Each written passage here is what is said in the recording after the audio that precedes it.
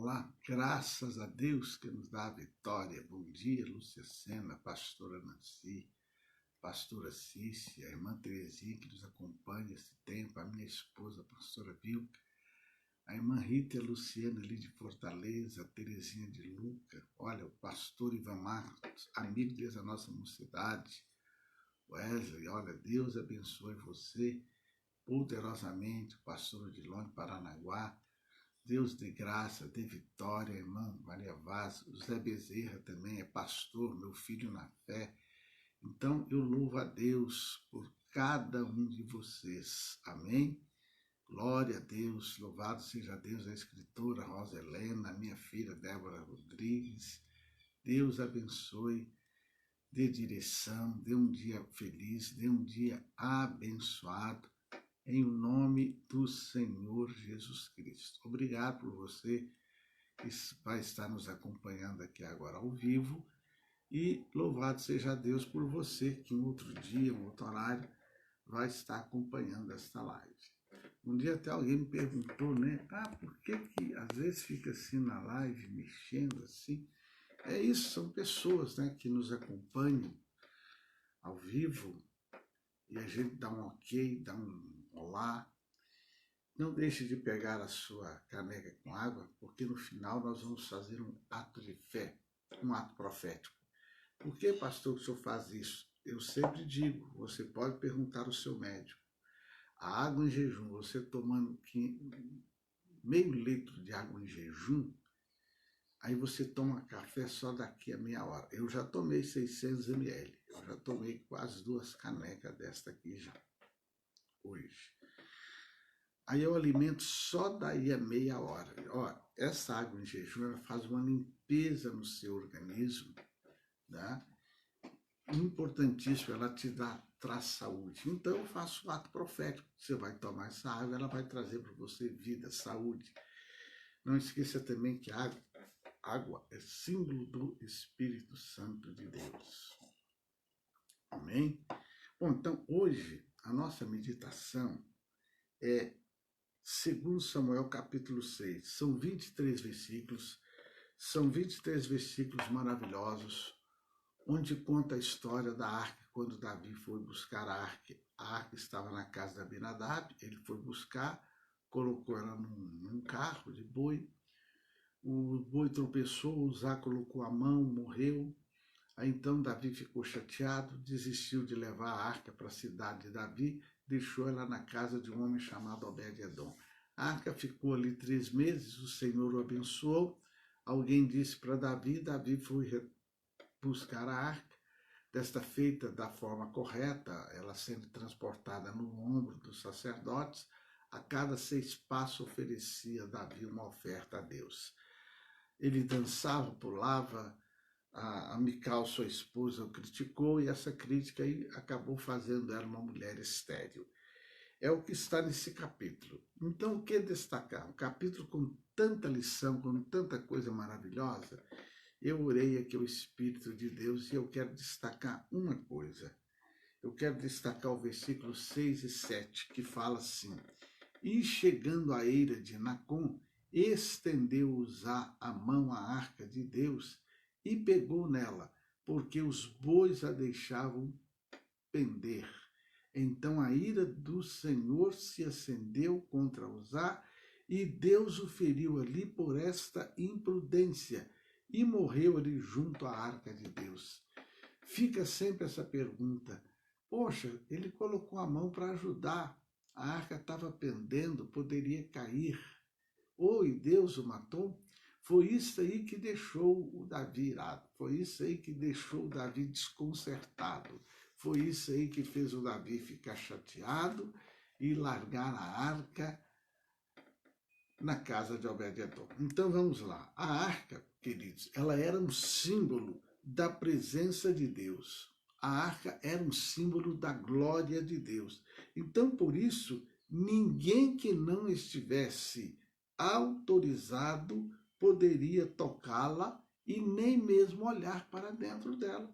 Você pode conferir lá em Josué capítulo 3, versículo 3 a 4, 1 Samuel 6, 19, não podia. Se eles não tivessem autorizado, não podia. tocar e nem olhar dentro dela. Então Uzai morreu por causa dos erros cometidos no transporte da arca. Ou seja, Davi ele fez a coisa certa de maneira errada. Ele foi buscar a arca, estava certo, mas fez de maneira errada, porque a arca ela tinha que ser trazida no ombro do sacerdote. Ou seja, a glória de Deus ela tem que ser trazida aqui, ó, no ombro. Muitas coisas são feitas hoje nas igrejas tentando trazer a glória de Deus, a presença de Deus. Mas será que Deus está presente? É isso que tem que ter cuidado. Na minha igreja nós temos luzes, nós temos a tal fumacinha, a parede preta, nós temos. Mas eu sempre ensino a igreja, os músicos, não é isso que atrai a glória de Deus. O que vai atrair a glória de Deus é a oração, o jejum, a consagração. Porque muitos às vezes utilizam desses meios, que são meios atuais, meios modernos, para trazer. Tem que ter cuidado, senão fica ali uma festa, e se engana, pensa-se que a glória de Deus ali está e não está. Então a gente tem que fazer a coisa certa da maneira certa. A glória de Deus é aqui, ó. É na oração, é no jejum, é na consagração, é na meditação da palavra, é ser cheio do Espírito Santo. Tá ok? Então não se engane.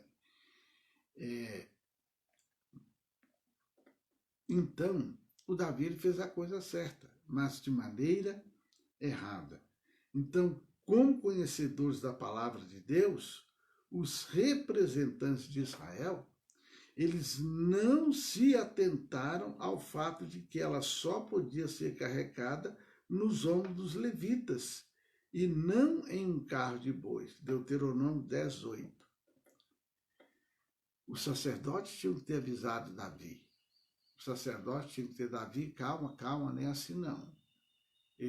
O Davi era rei, se posicionou como rei, fez a carroça de boi novinha, mas não era assim. Então, ainda que Uzá tivesse boa intenção, tem gente que fala assim, que de boa intenção o inferno está cheio. Ainda que Uzá tivesse boa intenção, jamais poderia tocar na harpa. Veja que boas intenções não justifica o pecado da desobediência. Uzá ele teve boa intenção, mas ele desobedeceu uma lei de Deus. Tudo tem que ser feito de acordo com as orientações do Senhor. Então vamos orar? Tudo tem que ser feito de acordo com a orientação do Senhor. Por que eu faço essas lives? Foi o Senhor que me orientou. Por que eu faço aqui essa questão da caneca com água? O Senhor me orientou. Busque a presença de Deus. Busque a orientação de Deus na sua vida. Se alguma coisa na sua vida não está dando certo, busque a orientação de Deus. Senhor, por quê? Por que o meu casamento vai mal? Por que o meu relacionamento não vai bem? Por que o relacionamento com a minha família não está bom? Por que o relacionamento com a minha igreja não está bom? Por que o relacionamento com as pessoas do meu trabalho não está bom? O que está acontecendo? Busque. Deus vai direcionar você a fazer aquilo que é certo, aquilo que é correto. Pode ter certeza disso. Assim como a arca ficou na casa de Obed-edom, abençoou, a arca era a presença de Deus. Você é o templo do Espírito Santo de Deus. O Espírito Santo habita dentro de você. Ou seja, o próprio Deus habita dentro de você. Porque o Pai, o Filho e o Espírito Santo são um. Então o próprio Deus habita dentro de você. Creia nisso. Clame. Ele vai te orientar. Querido Deus e Pai, eu estou aqui encerrando essa palavra. Que ela vá de encontro à necessidade de quem a ouvir. Quem sabe as coisas estão dando errado na vida deste homem, na vida desta mulher.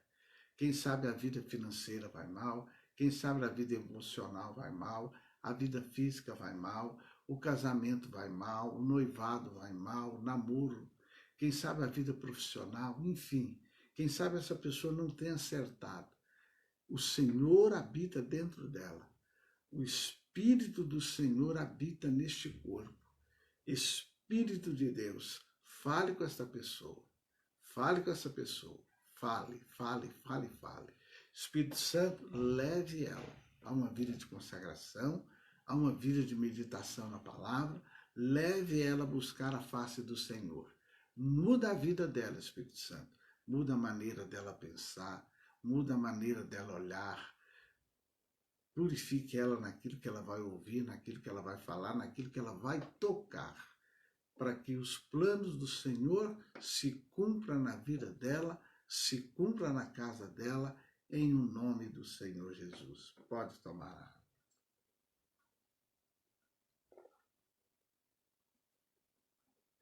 Graças a Deus que nos dá a vitória. Persista.